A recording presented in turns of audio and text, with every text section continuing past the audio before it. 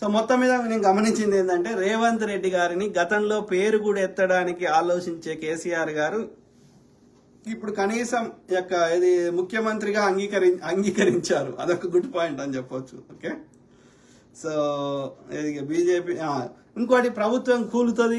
ఎందుకు కూలుతుందిరా? ఎందుకు కూలుతుంది? ప్రజలు యొక్క ఇది 65 మంది ఉన్నారు. ఏ కాంగ్రెస్ ఎమ్మెల్యే పోతా అంటున్నాడు? ఏడికి పోతా అంటున్నాడు? ఆడ బీజేపీడు నువ్వు కేసీఆర్. ప్రజలు ఎన్నుకున్న ప్రభుత్వాలను గౌరవించకపోతే కర్ణాటకలో ఎట్లా కొట్టిరు బీజేపీని? ఇలా బీజేపీ ఎందుకు భయపడుతున్నది? ఎంతసేపు వాడు ఏం చేసిండో చెప్పుకోకుండా కాంగ్రెస్ మీద బురద ఎందుకు చల్లుతున్నారు? వాళ్ళకి భయం పట్టుకున్నది. వాళ్ళు చేసిన పాపాలకి ఇప్పుడు లెక్కబెట్టి ఇప్పుడు ప్రజలు లెక్కబెట్టి వాడికి ఇస్తారు కదా.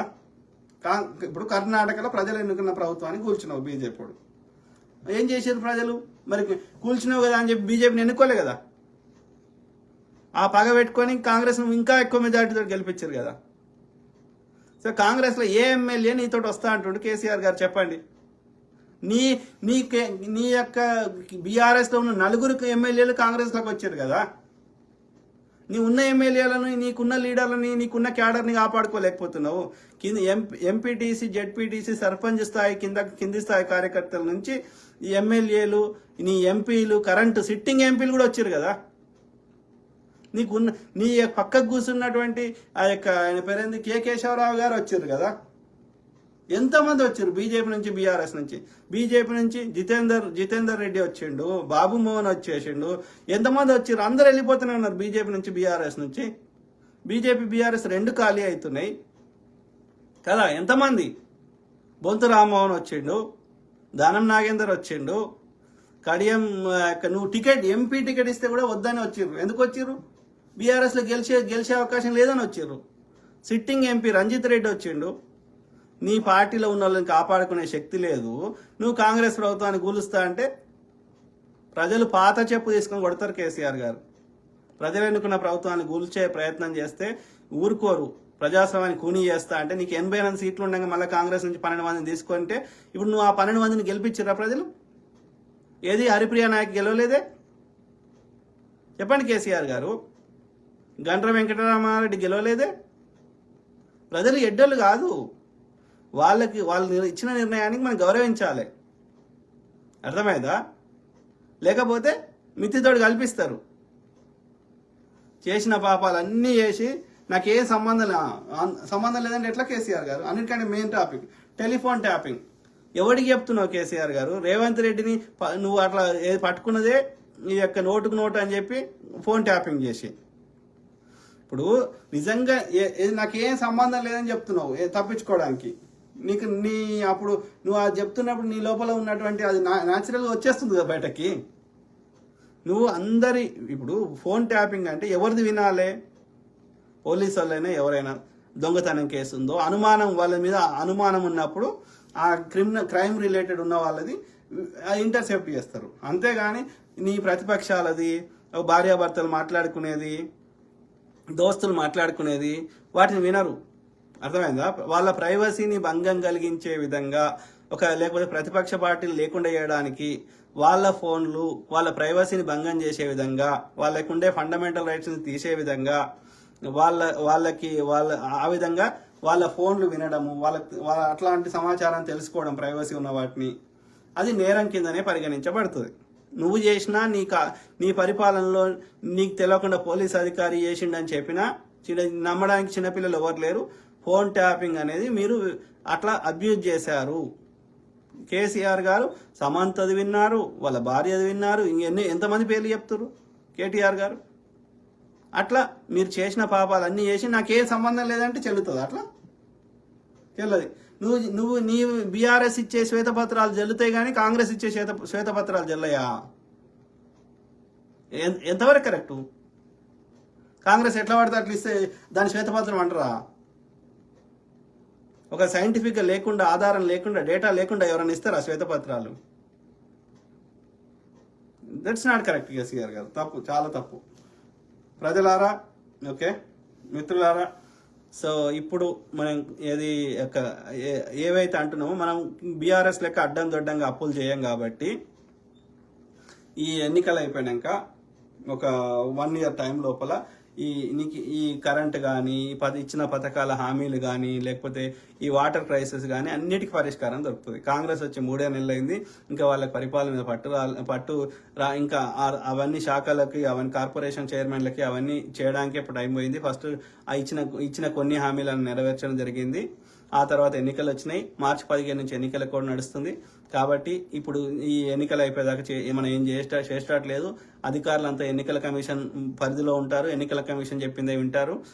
ఎవరు మనకి రెగ్యులర్ పరిపాలన లేదు కాబట్టి జూన్ దాకా ఇదే పరిస్థితి ఉంటుంది. జూన్ తర్వాత మళ్ళీ మనం యాక్టివ్గా చేస్తే ఒక 1-2 ఇయర్స్ టైం ఇవ్వండి. ఓకే, సో ఆ టైం లోపల ఆ 1-2 ఇయర్స్ తర్వాత కూడా అప్పుడు ప్రోగ్రెస్ రిపోర్ట్ తీద్దాం. అప్పుడు ఇచ్చిన ఎన్ని హామీలు నెరవేర్చిర్రు, ఎన్ని రుణమాఫీలు చేసిర్రు, ఎంతమంది కరెంటు కష్టాలు ఉన్నాయి, లేకపోతే ఎంతమందికి వాటర్ క్రైసిస్ ఉంది, అన్నీ లెక్క పెడదాం. అర్థమైందా? ఆ సంబంధిత శాఖ అధికారులతో వచ్చే పబ్లిక్లో మాట్లాడతారు, ప్రజలకు అర్థమయ్యేటట్టు చెప్తారు. కేసీఆర్ లెక్క అబద్ధాలు చెప్పరు. అర్థమైందా? అట్లా చెప్తే ఆ అధికారి ఉద్యోగం పోతుంది.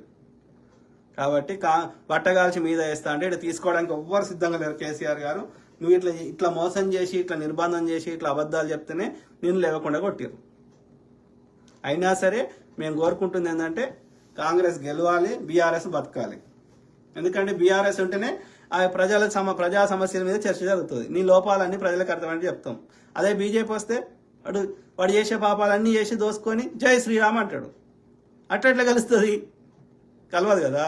నువ్వు జై శ్రీరామ్ అంటున్న గుళ్ళె ప్రసాదం మంచి పెట్టాలన్నా నా రైతు వండియాలి, గుడి కట్టాలంటే నా మేస్త్రి కట్టాలి. కాబట్టి ఆ మేస్త్రికి బాగోగులు చూడాల్సింది, మేస్త్రికి సరిగ్గా జీతం వచ్చేటట్టు చేసేది, పని కల్పించేది, రైతుకి ఉండే కష్టాలు తీర్చాల్సింది. అదే ఆలోచిస్తాం మేము. జై శ్రీరామ్ అంటే తిండి పెట్టారు, కడుపులకి 5 ఏళ్ళు ఓవు లోపలికి. నీకు అంత ప్రేమ ఉంటే మోడీ గారు, బీజేపీ వాళ్ళు మతం మీద అంత ప్రేమ ఉంటే పూజారులో, మఠాధిపతిలో, పీఠాధిపతిలో, చిన్నజీఆర్ స్వామి లెక్క, ఇంకో పరిపూర్ణానంద లెక్క, నిత్యానంద లెక్క, డేరా బాబా లెక్క మఠాలు పెట్టుకోండి. గుండు అరవింద్, గుండు సంజయ్. అర్థమైందా? అరే పిచ్చి గుండు అరవింద్ లేకపోతే గుండు సంజయ్ నిజామాబాద్లో కానీ కరీంనగర్లో ఉన్న ముస్లింలకు కూడా మీరు ఎంపీ లేరా?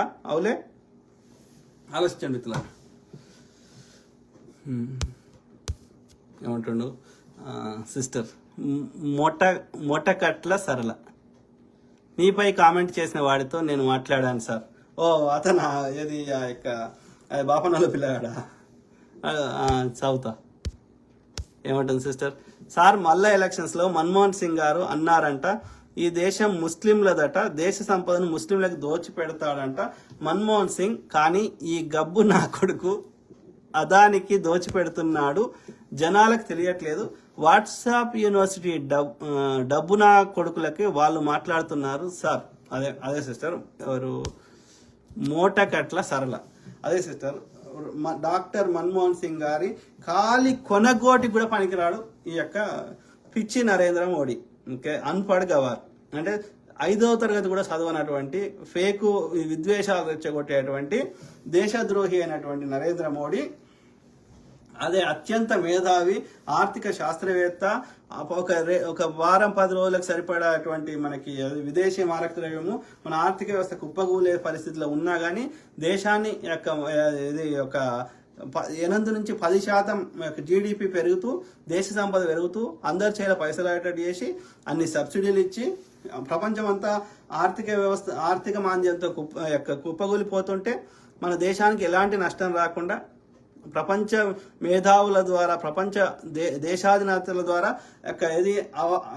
మెప్పు పొందినటువంటి స్టేట్స్ మ్యాన్ అయినటువంటి ఎవరు డాక్టర్ మన్మోహన్ సింగ్ గారు, ఆయన పేరు మీద లండన్లోని కేంబ్రిడ్జ్ యూనివర్సిటీలో అండర్ గ్రాడ్స్కి, అదేవిధంగా గ్రాడ్యుయేట్స్కి, పిహెచ్డి వాళ్ళకి ఆర్థిక శాస్త్రంలో అవార్డులు ఇస్తారు.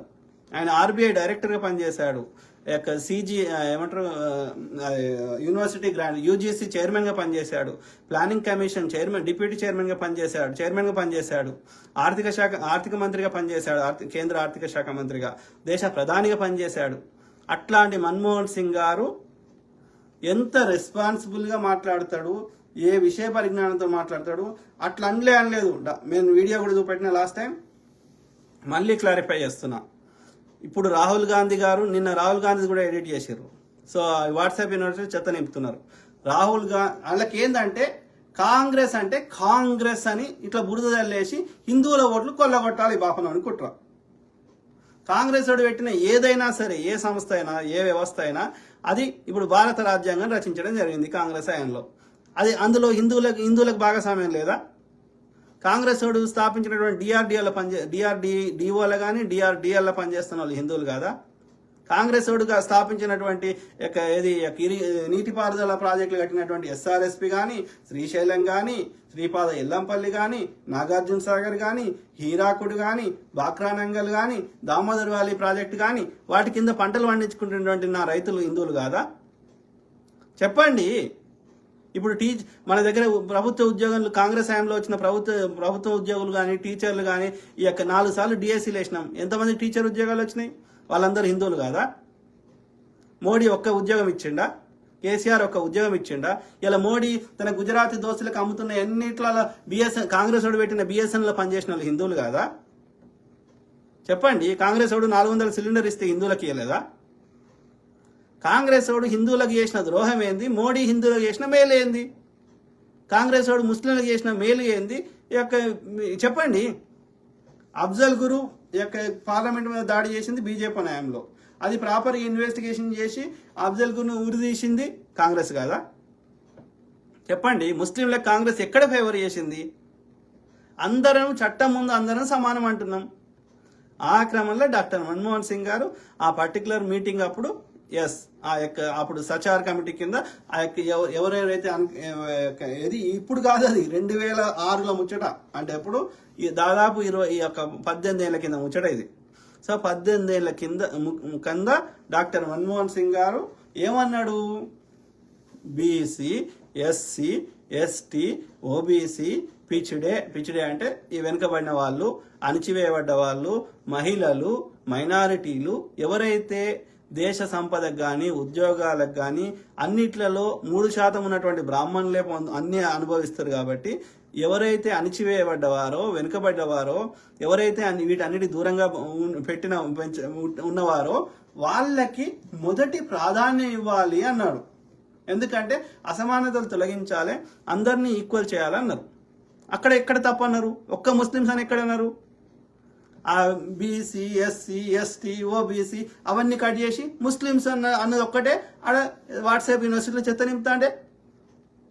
వాడు వాట్సాప్లో చెత్త నింపుతుండే వాడు బీజేపీ ఐటీసీఎల్ గాడి కొడుకు అంటే అర్థం చేసుకోవచ్చు. కానీ ఒక రాజ్యాంగ పదవిలో ఉన్నటువంటి ఒక బహిరంగ సభలో ప్రపంచమంతా చూస్తున్నప్పుడు అట్లా అబద్ధం చెప్తున్నావు, మళ్ళీ 2 చేస్తున్నావు. అక్కడ ఒకటి తప్పుడు ప్రచారం చేస్తున్నావు.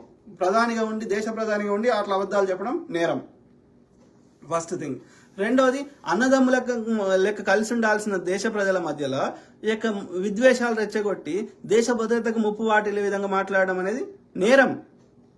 ఉపా చట్టం కింద మోడీని లోపలేసేసి 6 ఏళ్ళు 10 ఏళ్ళ దాకా కూడా మళ్ళీ పోటీ చేయకుండా చేయాలి. గతంలో హేట్ స్పీచ్ ఇచ్చిందని చెప్పి అక్బరుద్దీన్ ఓవైసీ మీద చర్యలు తీసుకున్నారు, బాల్ ఠాకరే గారిని మీద చర్యలు తీసుకోవడం జరిగింది. మరి మోడీ మీద చర్యలు తీసుకోవాలి కదా, ఎన్నికల కమిషన్ అయినా, సుప్రీంకోర్టు అయినా. కాబట్టి దయచేసి ఆ వీడియోకి సంబంధించి ఏదైతుందో హేట్ స్పీచ్ రిలేటెడ్, అది వీడియో ఉన్నా లేకున్నా కంప్లైంట్ చేయండి. ఇట్లా హేట్ స్పీచ్ ఇచ్చి దేశ భద్రత ముప్పు వాటిల విధంగా చేస్తుండు, అదేవిధంగా అబద్ధాలు ప్రచారం చేస్తుండు, అనని మాటలు అన్నట్టుగా చెప్తుండు. కాబట్టి ఇతన్ని ఎన్నికలలో పోటీ చేయకుండా ఇతన్ని సస్పెండ్ చేయాల్సిన అవసరం ఉంది మోడీని అనేది దయచేసి మీరు ట్యాగ్ చేయండి ఎలక్షన్ కమిషన్ ఆఫ్ ఇండియాకి, సుప్రీంకోర్టు ఆఫ్ ఇండియాకి. అట్లనే కంప్లైంట్ కూడా చేయండి ఫిజికల్గా. న్యాయవాదులకు, సామాజిక కార్యకర్తలకు కూడా అదే చెప్తున్నా. ఎందుకంటే ఇది తప్పది. నువ్వు గెలవాలంటే నువ్వేం చేసినావు చెప్పి ఓటాడుకో. ఎన్నిసార్లు కాంగ్రెస్ని తిట్టి మతం పేరు చెప్పి ఓటాడుతావు అంటే దాని అర్థమైంది నువ్వేం చేయలేదు, దోసుకున్నావు తప్ప ఏం చేయలేదు ప్రజలకి. కాబట్టి బీజేపీ को हटाओ, फेक को हटाओ, बीजेपी को हटाओ, लूट को हटाओ, बीजेपी को हटाओ, यदि फेक को हटाओ, लूट को हटाओ, देश को बचाओ. मेरे प्यारे दोस्त मित्र, सोचिए.